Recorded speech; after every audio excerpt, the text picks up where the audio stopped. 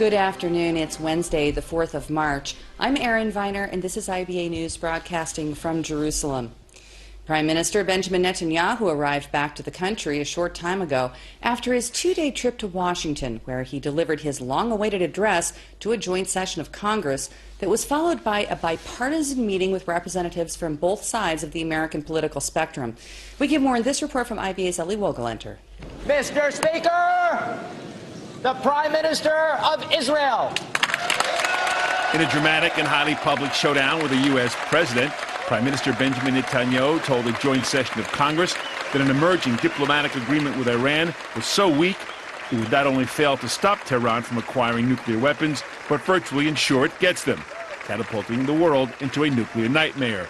Netanyahu said that Iran has proven time and again that it cannot be trusted, no matter what it says about permitting verification of the terms of any accord, and he accused Iranian Supreme Leader Ayatollah Khamenei of anti-Semitism, saying he spews the oldest hate with the newest technology. And Netanyahu suggested that Israel would no longer wait for the U.S. or the international community's permission to act in its best interest. He began his address by expressing his appreciation for all that President Barack Obama and the U.S. has done to support Israel. I want to thank you, Democrats and Republicans, for your common support for Israel, year after year, decade after decade.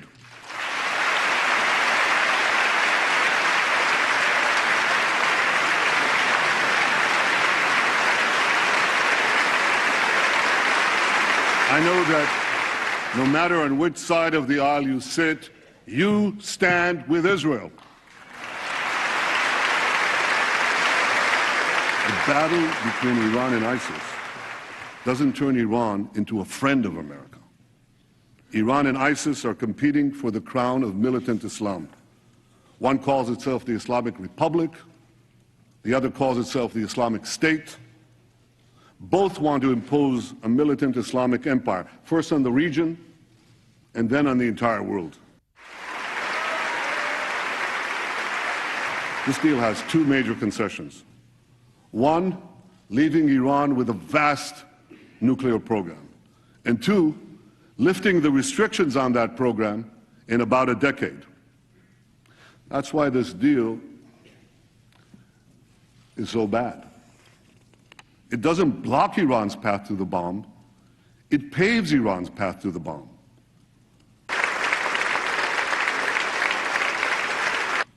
A deal that's supposed to prevent nuclear proliferation would instead spark a nuclear arms race in the most dangerous part of the planet. This deal won't be a farewell to arms, it would be a farewell to arms control. And the Middle East would soon be crisscrossed by nuclear tripwires. A region where small skirmishes can trigger big wars would turn into a nuclear tinderbox. To defeat ISIS and let Iran get nuclear weapons would be to win the battle but lose the war. We can't let that happen. Netanyahu also took a moment to honor 86-year-old Nobel Peace Laureate and Holocaust survivor Elie Wiesel, who received a prolonged standing ovation. And I wish I could promise you, Elie, that the lessons of history have been learned. I can only urge the leaders of the world not to repeat the mistakes of the past.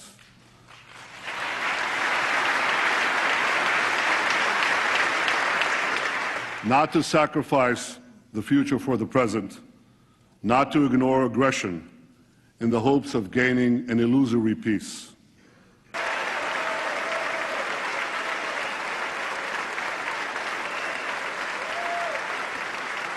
I can promise you one more thing. Even if Israel has to stand alone, Israel will stand. All told, Netanyahu's 40-minute address was interrupted 43 times for applause, while 8 senators and 50 representatives, all Democrats, boycotted the speech. Afterwards, Netanyahu met with the bipartisan leadership of the Senate, telling them that the two new items in his address were the need to enact more vigorous restrictions in the agreement being formulated and thus lengthen the breakout time for Iran to attain nuclear weapons, and that restrictions not be lifted automatically within a decade, but only after Iran will have fulfilled 3 conditions: stopping its support for global terrorism, stopping its aggression against its neighbors, and stopping to threaten Israel's annihilation. I was very moved by the attention and the responses to the speech from both sides of the aisle. And it's very clear to me, and it was clear in that hall to anyone who was there, that the support for Israel is strongly bipartisan, that there is a very broad support of the American people and its representatives for the Jewish state, and I'm very, very grateful for that. Eli Wogelanter, IBA News.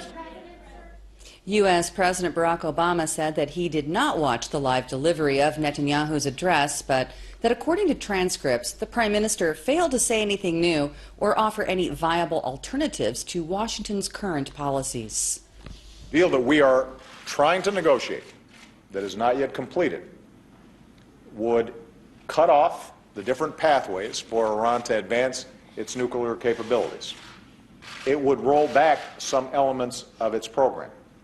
It would ensure that it did not have what we call a breakout capacity that was shorter than a year's time. And it would subject Iran to the most vigorous inspections and verifications regimes that have ever been put in place.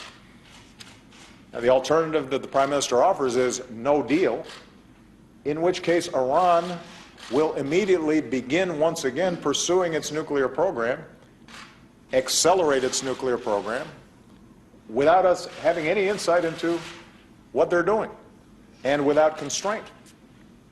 And his essential argument is that if we just double down on sanctions, Iran won't want to do that. Well, we have evidence from the past decade that sanctions alone are not sufficient to prevent Iran from pursuing its nuclear ambitions. And if it, in fact, does not have some sense that sanctions will be removed, it will not have an interest in avoiding the path that it's currently on. Meanwhile, U.S. Secretary of State John Kerry is on his way to Saudi Arabia today, where he will meet with the new Saudi king and the foreign ministers of Bahrain, Kuwait, Oman, Qatar, and the United Arab Emirates to reassure them that any deal with Iran does not indicate American complacence on broader security matters. Kerry headed to Riyadh from Switzerland after holding the third day of nuclear talks with Tehran's Foreign Minister Mohammad Javad Zarif. European Union Foreign Policy Chief Federica Mogherini announced that negotiations between Iran and the world powers are going well, and she called for collective responsibility in facilitating a favorable outcome of the talks. We are fully committed to facilitate a deal that is a good deal. Let me also say to everybody, to all those that could have doubts, that we will not have a deal if it is not a good deal, which means to be completely sure that the Iranian program is fully peaceful, completely peaceful, and this is the direction in which all our efforts are going in these very same hours. I would like to make an appeal, a plea to all public actors to facilitate rather than to put in danger diplomatic efforts that are extremely serious, extremely difficult, have been extremely difficult. It's a long process. It's a process that technically has involved experts of the highest level. And these are the times of, for sure, political choices, hard political choices for someone, but also of collective responsibility, because this would bring, in the end, a result in terms of security, of more security for everybody, starting from the actors of the region. Joining me now in the studio is Iranian affairs expert Dr. Eldad Pardo of the Hebrew University in Jerusalem. Thank you very much for coming in this evening. Hi, good afternoon. We are hearing two very divergent approaches from the Obama and the Netanyahu administrations about how to curb Iranian nuclear development. Which of these strategies, in your view, has the greatest chance of yielding results that are acceptable to the international community?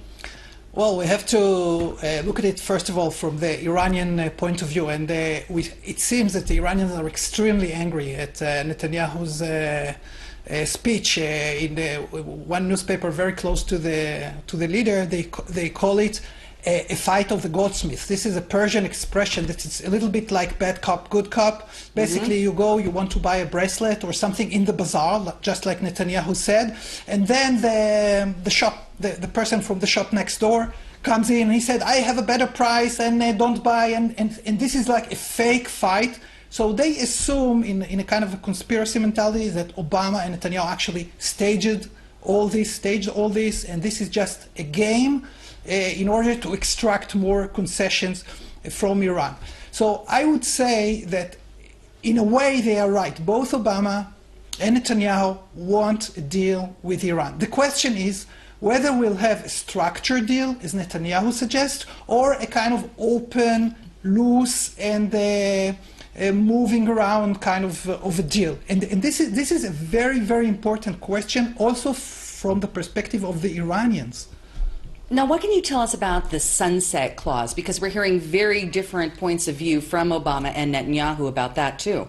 Okay, if you look at Iranian culture, Iranian ideology, Iranian religion, Iranian school textbooks, Iranian negotiators, everything, the idea is that their way of thinking is different from the Western one. They are proud of it. They say, we involve mysticism, we involve a direct channeling to the God. We have one leader who gets his info directly from God. We can decide to have nuclear weapons, we can decide not to have nuclear weapons.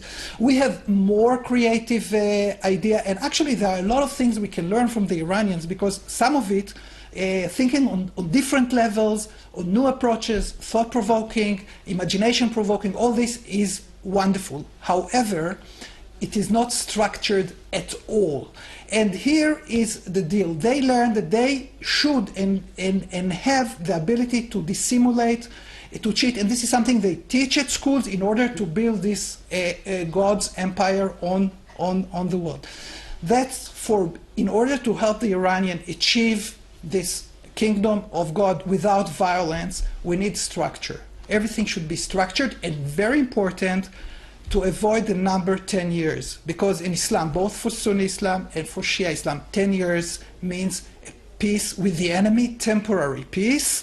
And this is something that the Supreme Leader had really expressed his views, that this is a peace, a temporary peace with the enemy until later time when we are strong. Very interesting.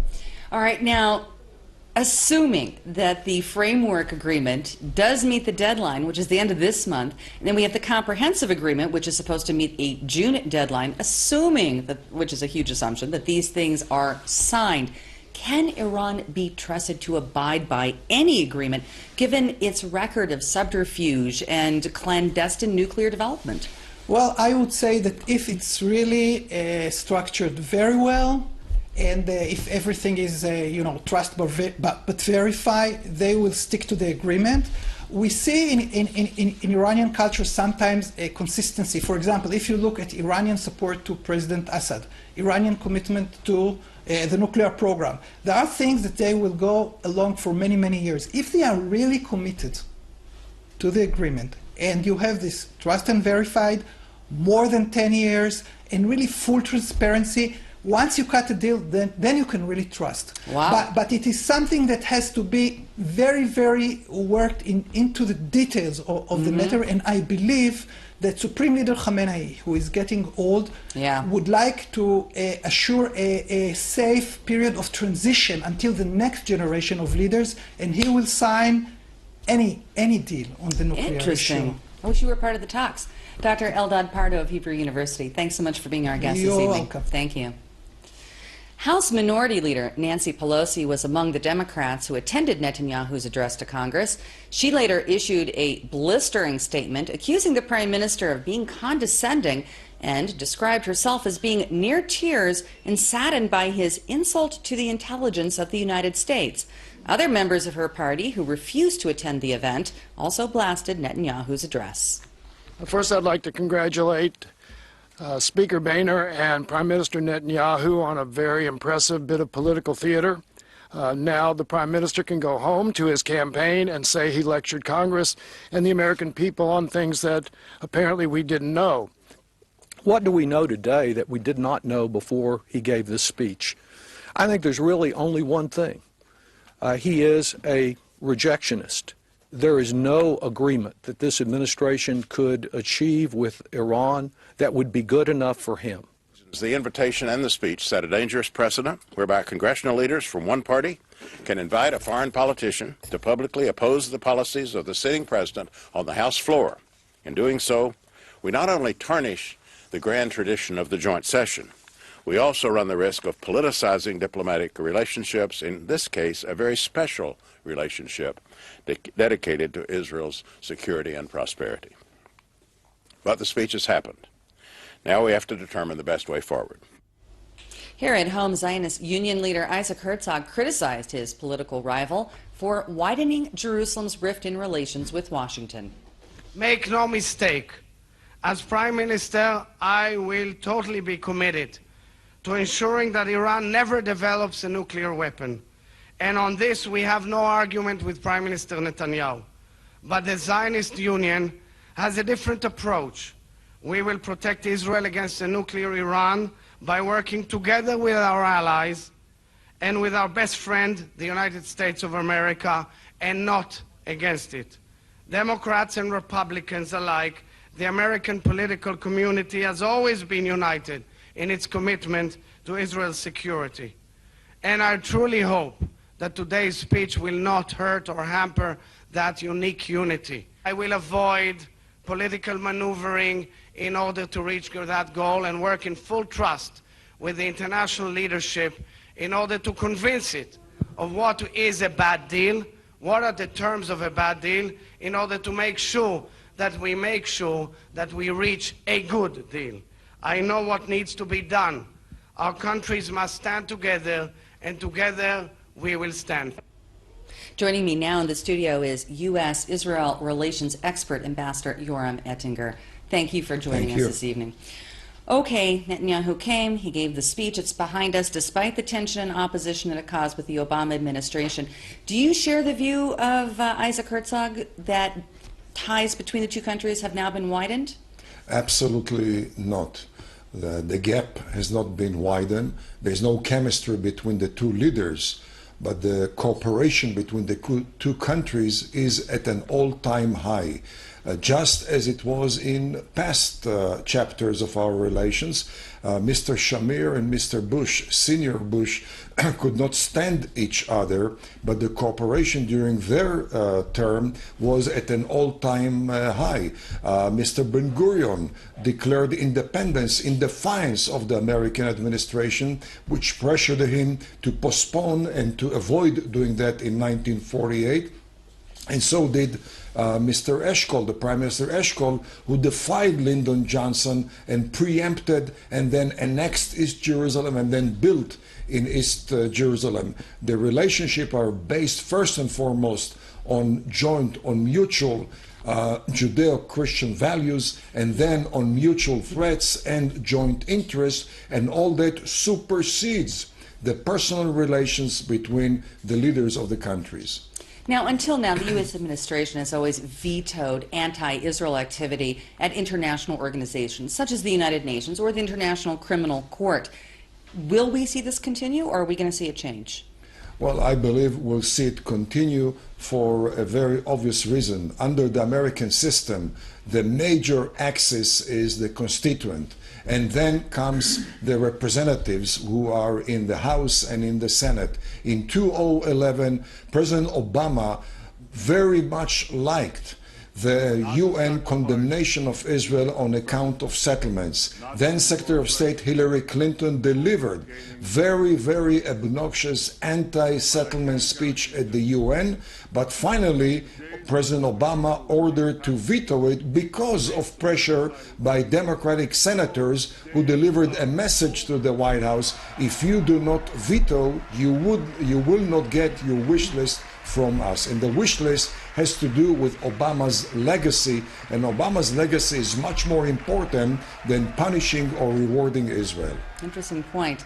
How do you respond to critics who say that Netanyahu really, it would have been more effective for him to have discussed his concerns over the Iranian nuclear threat with Obama administration officials, let's say somewhat behind the scenes, as opposed to his very public and direct appeal to Congress? Well, Both of them have done that from day one of Obama's entrance to the White House. Him and Prime Minister Netanyahu have discussed it, and they found out that there is a gap which probably is unbridgeable between the two of them, because the worldview of Obama does not lend itself to be bridged when it comes to the safety of Israel, the national security of Israel, I would even say the national security of the US. The interesting thing is that it's not only a gap between Prime Minister Netanyahu and Obama. It's a gap between Obama and the Saudis, Obama and the Kuwaitis and Abu Dhabis and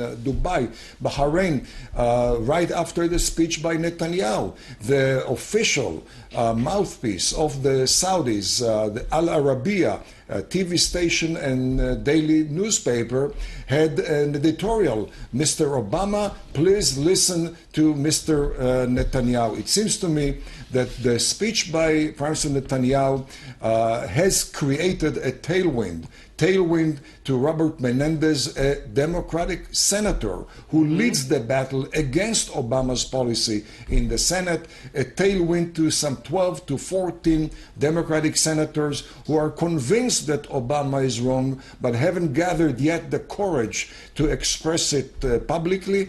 And equally important, the speech has delivered to the American constituent, in my mind, sufficient information for them to flood Capitol Hill with telephone calls to the House members and the senators. And from my experience, House members and senators do pay attention to such calls.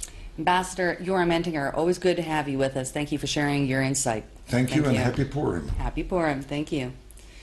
Well, speaking of that, the holiday of Purim begins at sunset this evening, and residents of Jerusalem are already out and about the city's markets to participate in the festivities. IBA's R.A. O'Sullivan ventured into the celebration and brings us this report.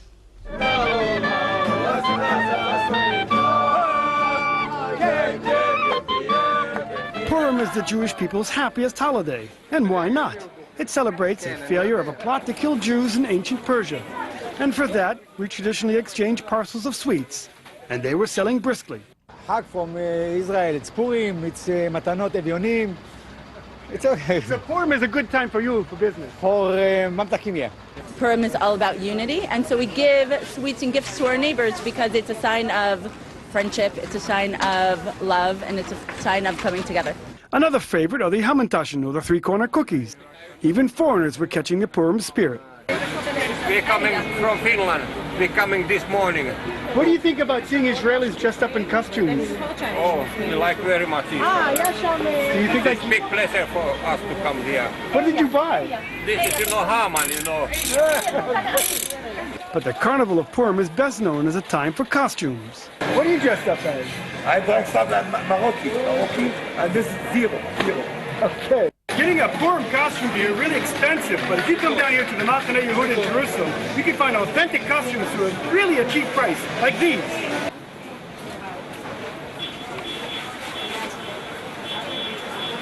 What are you dressing up as? Penguin. Care Bear. A giant orange fox. A farmer from the south. A duck. I'm a duck. Oh, you're a duck.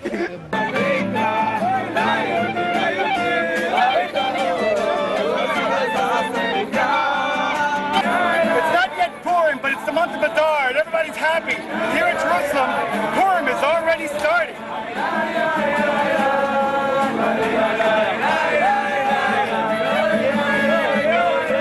Now taking a look at local finance, and the shekel today put in a mixed performance in foreign currency trading as our share prices on the Tel Aviv Stock Exchange at this hour. Here's a look at the afternoon numbers.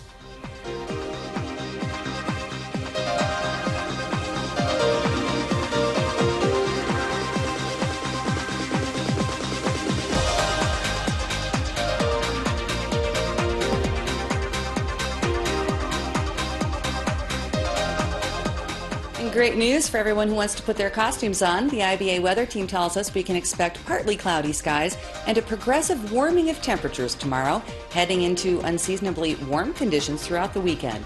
Here's the forecast at home and abroad over the next 24 hours.